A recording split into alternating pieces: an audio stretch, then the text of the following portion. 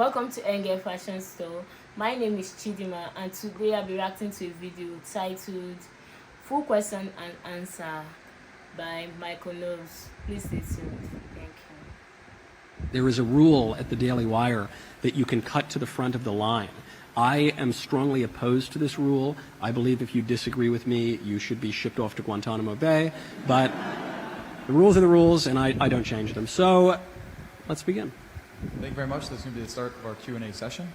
If you have a question, you can stand back there by my colleagues. Keep your questions short and brief. You can only ask one question. This will be the first question.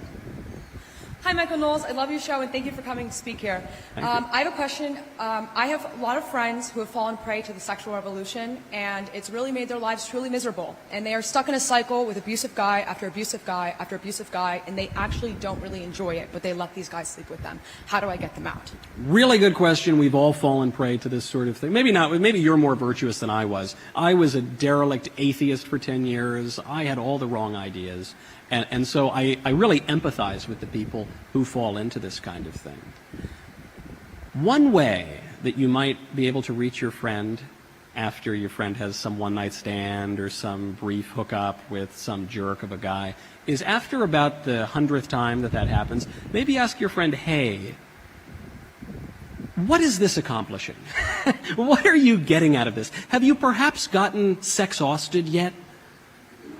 Do you ever wake up in the morning and look over and say, well, I did that physical thing again last night. Well, I satisfied my animal urges, and now my life is in no way better and in pretty significant ways worse. Maybe I ought to change my behavior. One way you might be able to drive this point home is to point out a fact of human nature that many people are not taught today, which is that we have two wills. Mankind has two wills, and this can be very confusing. A good example would be that I want to eat another cookie out of the cookie jar, but I don't want to feel sick and get fat and not fit into my suit. I simultaneously want both of those things, but those two things are at odds. Well, how do you make sense of that? It's because my appetite desires the cookie, but my rational will, that is conscious and aware of the things that I ought to do, that rational will tells me it's a bad idea. And traditionally understood, the rational will mediates between the appetite, the lower will, and the divine will. So you might point this out to them. Say, you know, you've got these two wills. One of them feeds your purely animal desires, your fleshy desires. The other will is higher and more conscious, and everybody knows that is the will that we ought to be listening to. Just try for a week or two following that will. It's 7 days. See how you feel at the end of those 7 days. And one of two things will happen. Either your friend will accomplish this and feel a lot better and be disabused of her wrong ideas, or she will quickly find out that she can't make it 7 days. She will find out that she is so addicted to the desires of her flesh. And that, I think, should spook her as well. Either way, though, I think it will give a bit of clarity. And then in a process that will probably take longer than 7 days, she can get back on the right path. Yeah. Questions?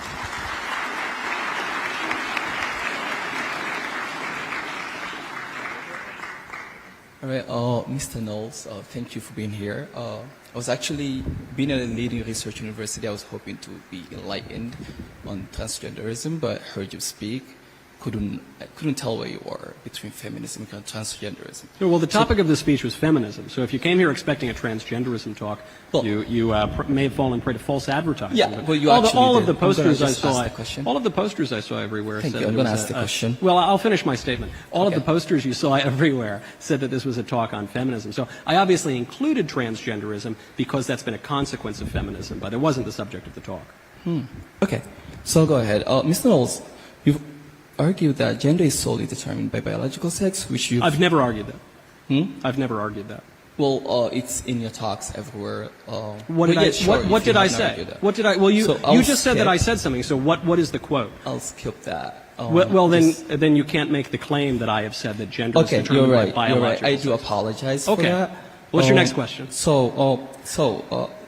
Basically, it's but sure. However, we know that research shows that most of the genes responsible for outward physical appearances, including those commonly associated with gender, are actually contained on autosomal chromosomes, In light of this evidence, how do you respond to the argument that biological sex is not the only factor that determines gender identity, and that gender is a complex interplay between genetics, environment, and psychological factors? It's a good question, and I agree. Biology is not the only thing that determines gender. So, I think you're asking me to defend a position that I don't hold. I know that I could understand why you might have been confused and thought that I would hold that view, because I am a conservative, and conservatives typically espouse that point of view. But that is very much not my point of view. I am not of the opinion that biological sex is all that matters, and gender expression does not matter. Quite the opposite. I think that man is not a purely biological or physical being. I think that man is a hylomorphic being, a combination of body, soul, and spirit. And I think that the body is a symbol of our soul, that the soul is the substantial form of the body. Now, the transgender argument, when it is made in the very best way it can possibly be made, I think uses this kind of language, that gender expression or gender identity is really just a modern term to refer to the soul, the immaterial, metaphysical soul. Now, the problem with transgenderism is it suggests that the soul and the body can be in opposition to one another, which is not true. The soul and the body are united. Here on earth, they're inextricable because, as I mentioned, the soul is the form of the body. And so I totally grant that gender expression is extraordinarily complex. I totally grant, by the way, that some men are more effeminate and some women are more butch. Not every guy can be a big macho man like I am, okay? Why are you laughing? But I totally grant that. But whereas the transgenderists would say, if there is a conflict between your biological sex and your preferred gender expression or your own self-conception, that therefore you ought to chop up your body and mutilate your genitals and sterilize yourself perhaps, or dress up like the opposite sex. I think it's quite the opposite. I think when you feel some kind of conflict between your biological sex and your perception of gender identity, that it is your obligation to bring your perception of gender identity more into a line with reality. I think that we don't have the right to a fiction and to the delusion that a man can be a woman and a woman can become a man. I think that if you're a man, to quote Don Corleone, you got to act like a man. And when you're a woman, you have to act like a woman. And there's a great range of diversity in all of that. But the complexity of human nature is not a license to a preposterous sort of Gnostic dualism that says that my true self is immaterial, my body has nothing to do with who I am, and I ought to chop up my genitals to assuage a spiritual confusion or mental illness. Great question.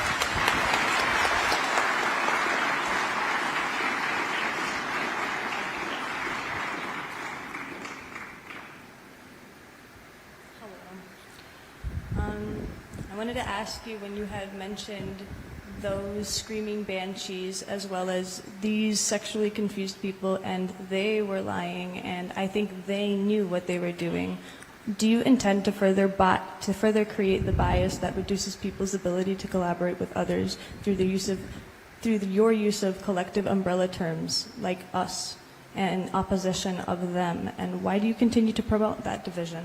Well, because those are my pronouns, and I would ask you to affirm and respect my pronouns. There's no way. The way that we speak in the first person plural is with the words we and us, and the way that we speak in the third person plural are they and them. And now, unfortunately, some people in the third person singular use they and them too, like the demons in the Gospels who say, "My name is Legion, for we are many." But that's a point for another time. You mentioned that I called some of those screaming people banshees. I assumed that's how they were identifying. They were expressing their nature in that way, and so I wanted to be as respectful as I could. But you got a little bit confused when I said they were lying, because the they that I was referring to was I am referring to groups of people when you say they. I wasn't specifically referring to any pronouns. I am talking about perhaps I misunderstood. Different groups of people that don't even exist because it erases individuality. The group of people that I was referring to when I said they lied was the newspaper editors. And those I sort of wish that newspaper editors were out of a job, but unfortunately they do exist in their jobs, and they lied about me and defamed me. So I think if people are going to engage in public life at all, we have to be able to identify them. And so if we don't refer to them by their names or their pronouns or their descriptors, I don't know what you'd like us to do. I think perhaps you're just suggesting we fall silent and shut up, which is what the left has been telling us to do. It's why so many people desperately tried to shut down this speech tonight, because I think they're afraid of hearing very simple truths that everybody on earth understood until approximately 5 minutes ago, and now they're terribly offended by them. They can't refute them, so they have to shut us up, and I'm not going to shut up. I will not shut up. We will not shut up. They will not shut up. And that's the way it goes. Next question. Good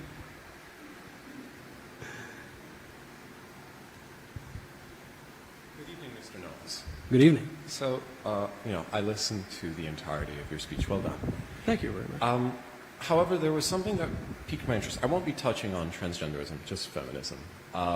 One thing that you stated was you talked about how feminism ruins women, right? It makes them miserable. Right, it makes them miserable. Yeah. I think so, right.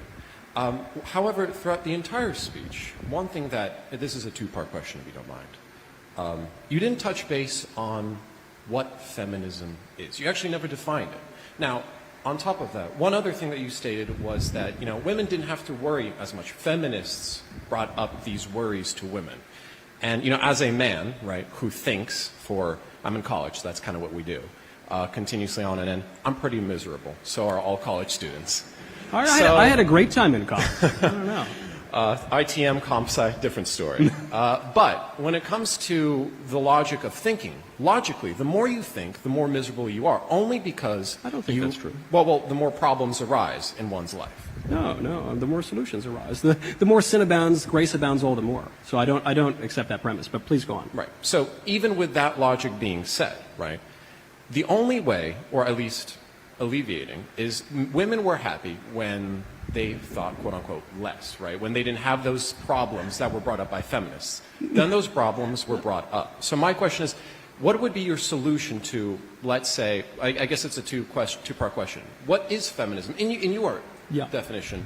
And what would be the solution to, solving this problem? Feminism is the idea that, to quote Gloria Steinem, a woman needs a man like a fish needs a bicycle. Feminism is the idea that men and women are identical and indiscernible for all practical purposes, rather than complementary, which was the traditional understanding of sexual difference. So I have to reject a couple of your premises. One, that college students work hard and study. That was never my experience. Two, that college is an unpleasant experience. I found it to be very fun. And three, that women were these ignorant, docile, uneducated creatures, unintelligent and basically worthless before feminism.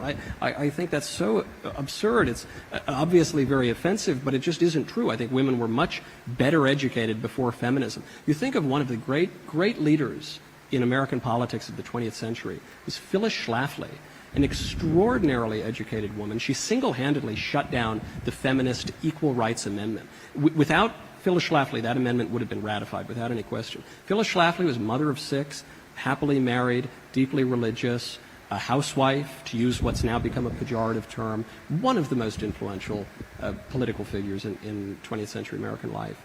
I think women understood the world a lot better before feminism. I think women were obviously much happier before feminism. I think women understood the relationship between men and women and their own nature much better before feminism. So now you had this premise, which is that the more you think, the more miserable you become. So you would suggest that feminism made women think. I don't think feminism made women think. I think feminism filled women's and men's heads with a bunch of lies, a bunch of gobbledygook that they got from the New Left and the 20th century Western Marxists, and all that consciousness-raising babble, and it turned their heads to soup, unfortunately. But even if it were the case that women became more knowledgeable and intelligent and thought more, I don't think that thinking more makes you miserable. In fact, I've only become happier in my own life. I know the plural of anecdote is not supposed to be data, but I think statistics is bunk anyway. And I can tell you I've only gotten happier in my own life the more I have thought, the more deeply I have explored my beliefs, the more I have learned, the more I have read, the more I have lived. And so maybe for some people, the more that they think and the more that they live, the angrier and more miserable that they become. But perhaps that has more to do with what they are reading and how they are living than with knowledge and education itself. You know, education is about an upbringing. It's about a lot more than just putting books into your own head. And it is my experience that when your education turns your mind more into accord with reality and turns your perception and your imagination up to higher things, then you will be happier. And if your education is a maleducation, and if you're taught a bunch of nonsense and your head is filled with lies, then you're going to be very, very malcontent, and you're going to get angrier and angrier. The question is, what kind of, if you're getting less and less happy the more you learn, what kind of education are you getting? Just to clarify, and no, I think you misunderstood what I was saying. I never had said, or I hope I didn't mention or kind of hint to the fact that women were unintelligent, because that's definitely not. You're saying they got more intelligent, or at least more educated after feminism. More aware of their of social problems. So, as an example, feminism fights for women equality. That's the main front running. That's what they pretend to do. Right. Yeah. Message. Yeah. Now they bring forward, for instance, one thing that feminism, at least, solved. I like to believe that it did, was the right to vote. Right. Before feminism, that wasn't a thing. Feminism allowed them, in that way, awoke the problem that women are not allowed to vote. They fought for their right to vote. Is that a negative, or is that a positive? That doesn't mean that women were unintelligent. No, it just made them more aware of that problem. Well, you're referring to an earlier feminist era than what was covered here, but I'm happy to address it. The question about the ratification of the 19th Amendment, when you're talking about it within the context of the other progressive amendments as well, is that, I actually mentioned this on the Whatever podcast the other day. It was the most Zoomer I've ever felt in my life. The strange question about the 19th Amendment was not how did it get passed or why hadn't it been passed sooner. The strangest question is, why were there so many women opposed to it? And there were many women opposed to it. The reason they were opposed to it is because they felt that it represented not just a transformation in the way that women were viewed by society, but in how the society was viewed down to its fundamental unit, that prior to the ratification of the 19th Amendment, the family, just about, was considered the fundamental unit. There were women who were voting before the 19th Amendment, but it was in different circumstances. And that after the ratification of the 19th Amendment, the individual became the basis for the fundamental unit of society. Now, this would not be an argument to repeal the 19th Amendment or anything like that, because, in fact, even if people wanted to go back to that bygone era, if you were to repeal such a thing and give one vote per household, the single women would outnumber the married women, which would mean that Democrats would exclusively get elected all the time, and conservatives would be giving up half of their votes, just about. But even on something like that, which is so much more radical, would you say that the women who opposed, even the 19th Amendment, that they were just big dummies, they didn't have any thoughts in their heads, they were just doing what their husbands told them to do? No, you wouldn't say that. No, not at all. Of course not. And so I think the same principle applies to the more familiar and recent wave of feminism, the second wave in the 1970s. The way that is portrayed in culture, and I think was at the heart of your premise, is that women simply became more knowledgeable. They called it consciousness raising, but either way, that they were just aware of more things. And I don't think that's true at all. I don't think any of those women could hold a candle to Phyllis Schlafly in a debate. In fact, I know they couldn't hold a candle to Phyllis Schlafly because she beat them all in debates. And I think it's history is written by the winners, and the propaganda of that period in the 1970s was written by the second wave feminists, but it does not reflect the truth.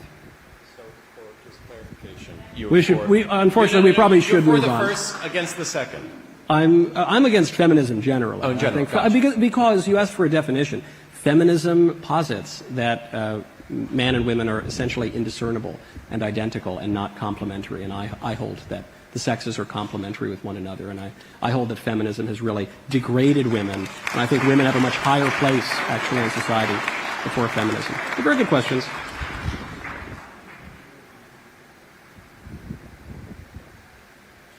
So during your speech, you sort of made a statement that so-called gender ideologues were weaponizing the courts, and that's because they couldn't get the average person to agree with them. Yeah. Now, if you look at conservative media, you'll find that there's several key court cases, such as the contestant to the school debt ban by Joe Biden. We